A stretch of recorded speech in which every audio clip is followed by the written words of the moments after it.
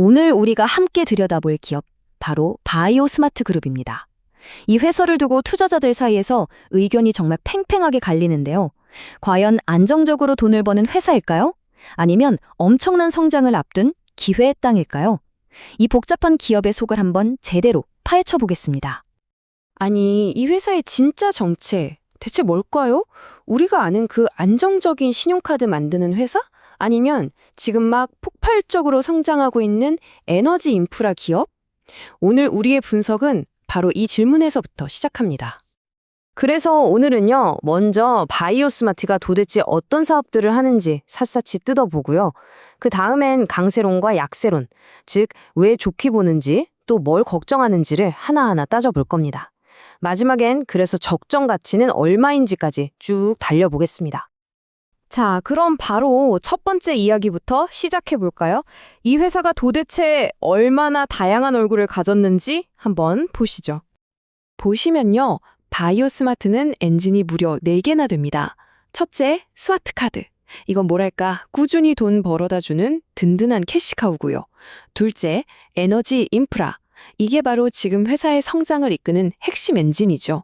그리고 미래를 위한 바이오, 제약 사업, 또 브랜드 이미지를 위한 컨텐츠 출판 사업까지 정말 다양하죠.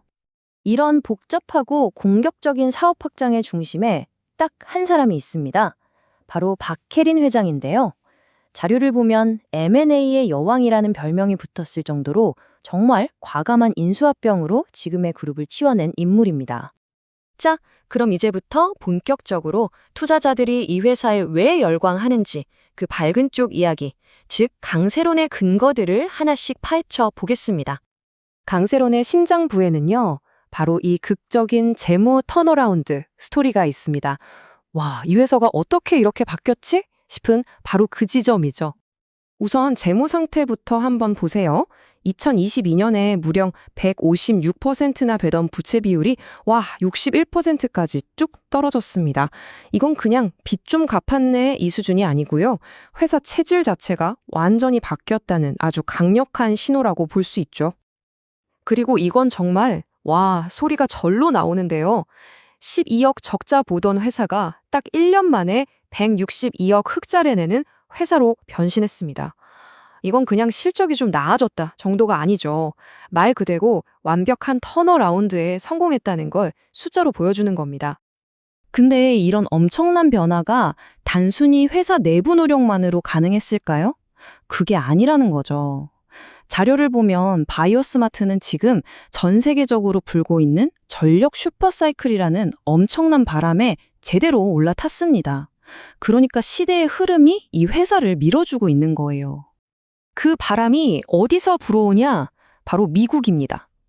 지금 미국 정부가 낡아빠진 국가 전력망을 싹 다 바꾸려고 어마어마한 돈을 쏟아붓고 있거든요. 근데 바로 여기에 바이오스마트의 자회사가 만드는 초고압 전선 소재가 핵심 부품으로 들어갑니다. 이건 거대한 기회의 문이 활짝 열렸다고 봐야죠. 자, 그럼 강세론을 딱 정리해 볼게요. 첫째, 재무가 완전히 환골탈태했다. 둘째, 글로벌 에너지 붐이라는 엄청난 순풍을 탔다. 셋째, 아무나 못 만드는 핵심 기술력을 가졌다. 마지막으로 여기에 정치 테마주로서의 기대감까지. 이 네 박자가 딱 맞아떨어지니까 미래를 밝게 볼 수밖에 없다는 거죠. 하지만 뭐든 좋은 점만 있을 순 없죠.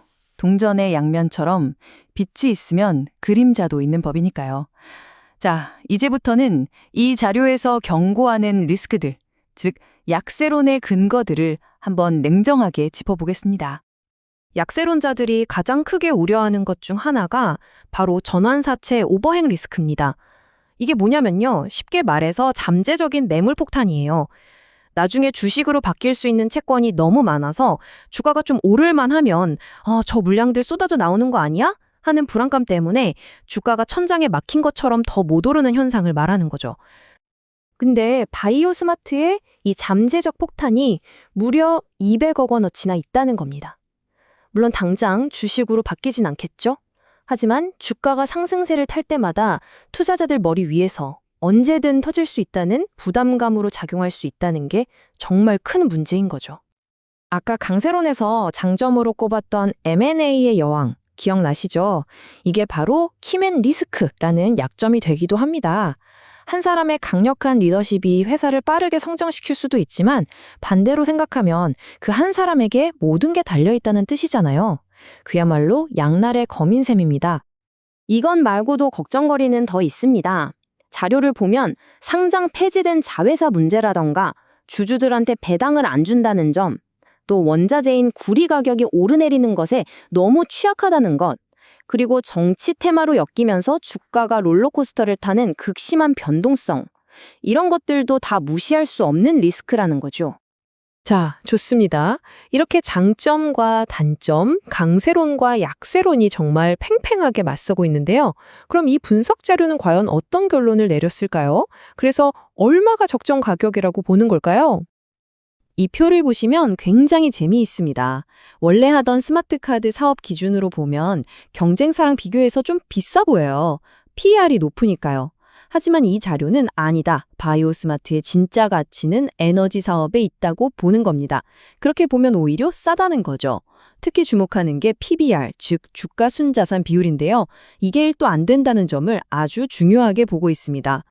PBR이 0.7에서 0.8배라는 게 무슨 뜻이냐면요. 아주 쉽게 말해서 지금 당장 회사를 문 닫고 모든 자산을 다 팔아치워도 현재 주가보다는 더 많이 남는다는 얘기입니다. 그만큼 자산 가치에 비해 주가가 싸다는 거죠. 자, 이런 탄탄한 자산 가치를 바탕으로 이 자료에서 계산한 일치야 적정 주가는 7,500원입니다. 현재 주가와 비교하면 꽤 높은 수준이죠? 하지만 여기서 끝이 아닙니다. 그래도 리스크는 무시할 수 없지? 하면서 아까 우리가 봤던 그 전환사채 문제라던가 정치 테마 같은 변동성 리스크를 감안해서 20%를 할인해 줍니다. 일종의 안전마진을 두는 거죠. 그렇게 해서 나온 최종 목표 주가가 바로 6,000원입니다. 그래서 이 자료의 최종 결론을 한 문장으로 압축하면 이겁니다. 분명히 리스크는 크지만 그만큼 큰 수익을 기대해 볼 수 있는 주식이다. 그리고 여러 위험 요소를 고려하더라도 아래로 떨어질 위험보다는 위로 올라갈 잠재력이 더 커 보인다. 바로 이거죠. 자, 오늘 이렇게 쭉 살펴본 바이오스마트, 정말 극적인 턴어라운드와 엄청난 성장 기회라는 눈부신 장점, 그리고 동시에 복잡한 구조와 만만치 않은 리스크라는 그림자를 함께 가진 정말 야누스 같은 기업입니다. 여러분이 보시기엔 어떤가요? 이 기업은 과감하게 베팅해 볼 만한 기회일까요? 아니면 피해야 할 위험한 도박일까요? 최종 판단은 언제나처럼 여러분의 몫입니다.